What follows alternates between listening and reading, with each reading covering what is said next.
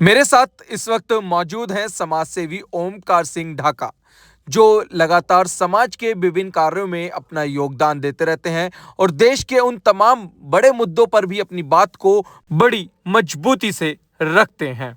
और ऐसे में दिल्ली की पूर्व मुख्यमंत्री आतिशी मार्लेना का एक बयान विधानसभा में जारी होता है, जिसके बाद से पूरे देश में हंगामा मचा हुआ है। दुख का विषय है कि आतिशी मार्लेना, जिसको मुख्यमंत्री पद भी दिया गया केजरीवाल निकम्मी सरकार द्वारा, और वो गुरुओं के साथ कुत्तों को जोड़ती हैं, ये बड़ा दुख का विषय है। गुरु वो कहीं पर भी हो, गुरु की एक गरिमा होती है और अभी जो सम्मान दिया गया है वो सिख गुरु को दिया गया। और ऐसे गुरु के पुत्रों को वीर बाल दिवस के रूप में मनाया गया, जिन्होंने 9 वर्ष और 6 वर्ष की उम्र में अपने धर्म के लिए, सनातन धर्म के लिए, इस राष्ट्र के लिए अपने धर्म को नहीं बदला, और वे सरहिंद की में वहाँ के नवाब द्वारा दीवार में चुनवा दिए गए। ऐसे वीर बालकों को इस राष्ट्र का गुरु अगर नहीं माना जाए तो किसको माना जाए। गुरु तेग बहादुर जी ने अपने प्राण दे दिए, अपने चारों पुत्रों को बलिदान कर दिया। माता गुजरी ने अपना प्राण त्याग दिए अपने पोत्रों के लिए। ऐसे ही गुरु तेग बहादुर जी ने कश्मीर के पंडितों और सनातन धर्म के लिए आए हुए लोगों का सम्मान किया, और उन्होंने कहा कि इस औरंगजेब द्वारा धर्म परिवर्तन को रोकने के लिए किसी पवित्र आदमी को बलिदान देना होगा। उनके मात्र 9 वर्ष के पुत्र ने कहा, आपसे पवित्र कौन हो सकता है, आप ही बलिदान दीजिए। उन्होंने औरंगजेब को चुनौती दी। औरंगजेब ने उनको दिल्ली पकड़वा कर बुलाया गया, और उन्होंने अपने धर्म को नहीं छोड़ा, सनातन धर्म को नहीं छोड़ा, कश्मीरी पंडितों की मदद को नहीं छोड़ा, जिसके लिए उन्होंने स्वयं और अपने साथियों भाई मतीदास और भाई सतीदास के साथ अपना बलिदान दे दिया। लेकिन उन्होंने सिख कौम, सनातन धर्म और राष्ट्र के लिए बलिदान दिया। एक दुख का विषय है कि सिख कौम, एक ऐसे बहादुर कौम को बदनाम किया जा रहा है, उस पर टिप्पणी की जा रही है। जो मैंने स्वयं अंडमान निकोबार में सेलुलर जेल देखने में गया और मैंने वहाँ पर पाया, वहाँ का रिकॉर्ड मैंने देखा कि जितने भी वहाँ पर कैदी थे उनमें से 80% कैदी सिख थे, और उनमें से 73% उस समय के सरदारों ने बलिदान दिया, जबकि उस समय सरदारों की जनसंख्या देश में सिर्फ 2% थी। जलियांवाला बाग में 799 सिखों ने बलिदान दिया। पंडित मदन मोहन मालवीय ने अपने एक लेख में लिखा था कि जलियांवाला बाग में 13,000 लोगों की मृत्यु हो गई। 1300 लोगों का बलिदान हुआ, जिसमें से 799 सिख थे। इस देश में सिखों ने वो बलिदान दिए इस राष्ट्र को आज आज़ाद कराने के लिए, इस राष्ट्र की गरिमा को बढ़ाने के लिए, इसके खेलों के लिए। आप एक उदाहरण देख लीजिए, जनरल अजीत सिंह अरोड़ा ने 1971 के युद्ध में 90,000 फौज को जनरल नियाजी के साथ बंदी बनाया, और जनरल नियाजी को वहाँ पर आत्मसमर्पण करना पड़ा। ये इस सिख कौम का इतिहास है, ये इस सिख कौम का बलिदान है इस राष्ट्र के लिए और सनातन के लिए। इनसे बड़ा देशभक्त कौन हो सकता है। 1984 के दंगों को आज के नेता भूल गए हैं। क्या अत्याचार किया गया, जो एक विश्व में इतना बड़ा जघन्य अपराध बगैर किसी गलती के, बगैर किसी अपराध के सिखों के ऊपर किया गया। इससे बड़ी शर्म की विषय क्या हो सकती है। तब कहाँ चली गई थी मार्लेना, तब नहीं देखा इसने। ये एक धर्म परिवर्तन करके और क्रिश्चियन बनकर अपने परिवार को नहीं देखा इसने, अपने पिताजी को नहीं देखा। वो कितने राष्ट्रभक्त थे।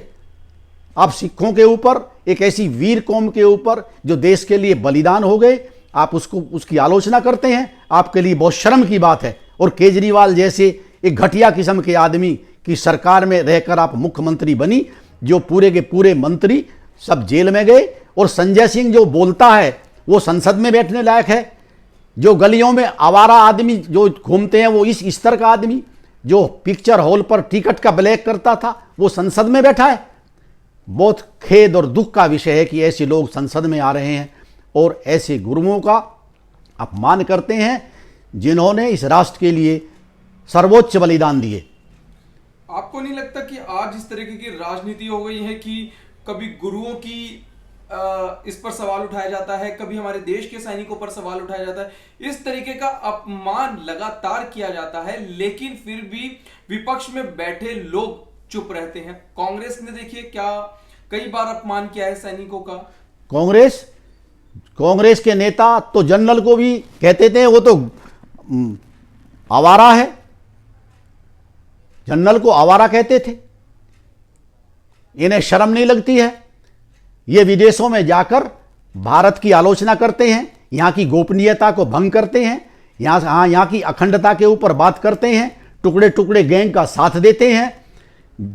जब उग्रवादियों को सेना निशाना बनाती है तो सेना की आलोचना करते हैं और उग्रवादियों को प्रोत्साहित करते हैं। इनको पाकिस्तान में जाकर रहना चाहिए, क्यों रहते हैं यहां पर? ये राहुल गांधी जी को देख लीजिए, एक 10 साल के बच्चे की परिपक्वता के बराबर भी उसमें परिपक्वता नहीं है और वो इस देश के प्रधानमंत्री बनने का ख्वाब देखता है, जगह जगह देश की आलोचना करता है, विदेशों में जाकर उन लोगों से मिलता है जो देश से दुश्मनी करते हैं। शर्म आनी चाहिए ऐसे लोगों को, शर्म आनी चाहिए केजरीवाल को, शर्म आनी चाहिए ममता बनर्जी को। सर, ये सब लोग देशद्रोही का काम कर रहे हैं और इससे ज्यादा इनसे क्या उम्मीद की जा सकती है? कांग्रेस तो कह रही है कि अगर जैसे ही मोदी जी का कार्यकाल खत्म होगा तो राहुल गांधी जी का कार्यकाल शुरू हो जाएगा और वो ही प्रधानमंत्री देश के बनने वाले हैं। अगर राहुल गांधी देश का प्रधानमंत्री बने तो उससे अच्छा है गधे को प्रधानमंत्री बना दिया जाए, उसमें बुद्धि ज्यादा होगी। एक ऐसा आदमी जिसको ये मालूम नहीं कि तूने नाश्ते में क्या खाया था, शाम तक वो उसको भी भूल जाता है, वो देश का प्रधानमंत्री बनेगा? बड़े शर्म की बात है ऐसे लोगों को जिनका कोई बौद्धिक स्तर नहीं है, वे देश के प्रधानमंत्री बनने का ख्वाब देखते हैं।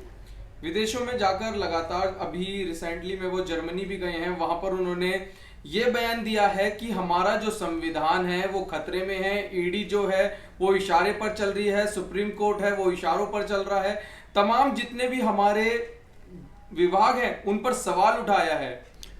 जब इसकी दादी, राहुल गांधी की दादी जब प्रधानमंत्री बनी, इलाहाबाद उच्च न्यायालय से चुनाव पर निर्णय हारकर सुप्रीम कोर्ट में उसने अपील की और सुप्रीम कोर्ट ने उसने अपने को विजयी करवाया, तब संविधान खतरे में नहीं था, तब सुप्रीम कोर्ट खतरे में नहीं था।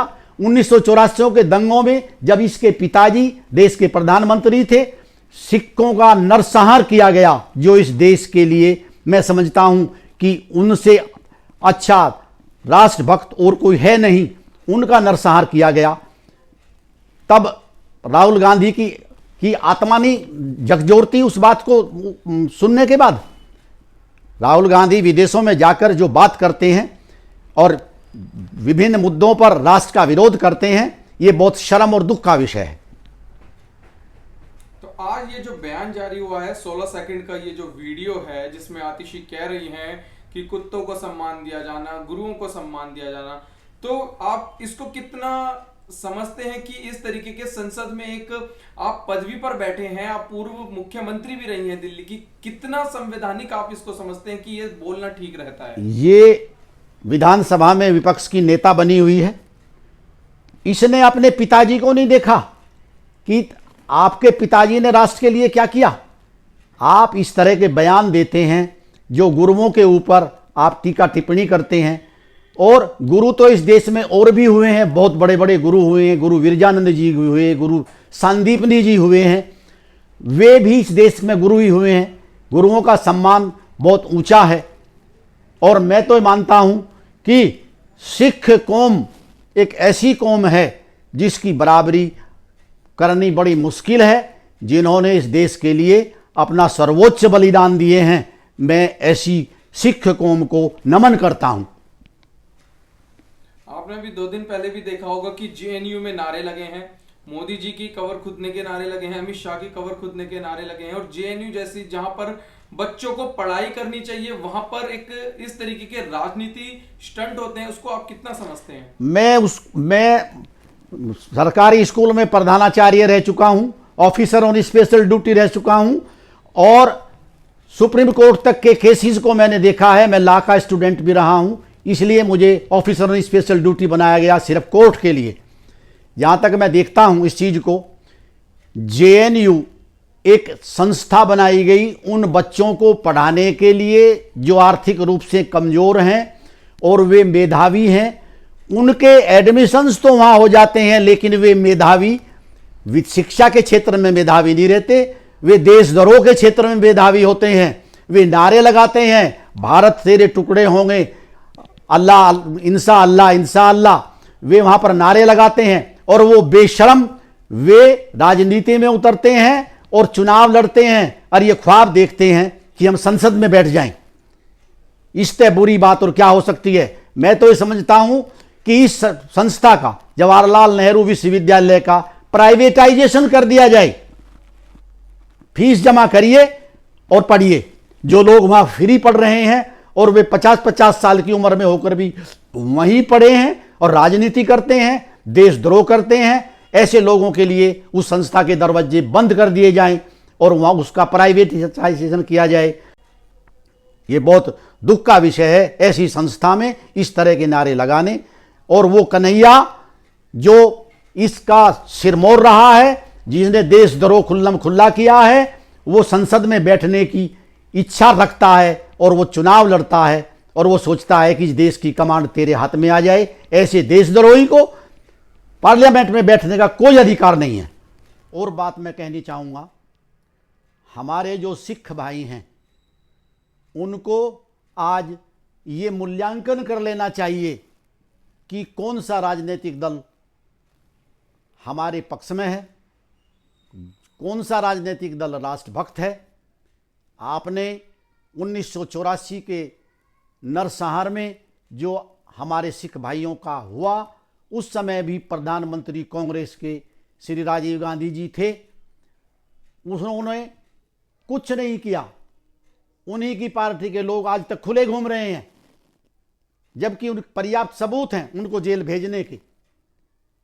अब आज के घटनाक्रम में देखिए, आम आदमी पार्टी आतिशी मारलेना जो विपक्ष की नेता बनी बैठी है, जो शर्म का विषय है, वो हमारे सिख गुरुओं को अभद्र टिप्पणी करती है। और शर्म आनी चाहिए पंजाब के मुख्यमंत्री को, जो आम आदमी पार्टी के साथ मिलकर पंजाब का मुख्यमंत्री बना बैठा है, जबकि वो इनकी मदद के बगैर भी बन सकते हैं। उन्होंने कोई शब्द आतिशी मारलेना के खिलाफ नहीं बोला। रही वीर बाल दिवस को मनाया जाना, हमारे माननीय प्रधानमंत्री नरेंद्र मोदी जी ने उसका वीर बाल दिवस में वीर बच्चों का सम्मान किया, गुरुओं का सम्मान किया।